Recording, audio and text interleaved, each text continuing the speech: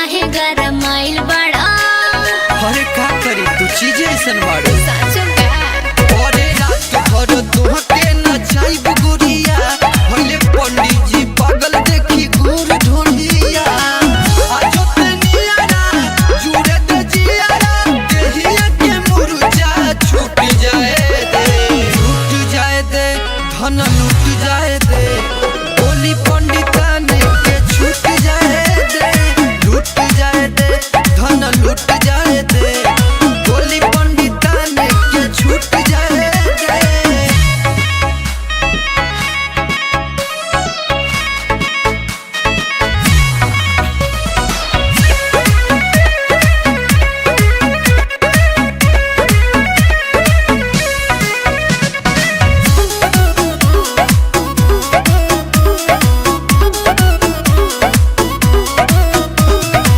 जनी देखाव रंगदारी हो, पंडित जी रहो मन मारी हो।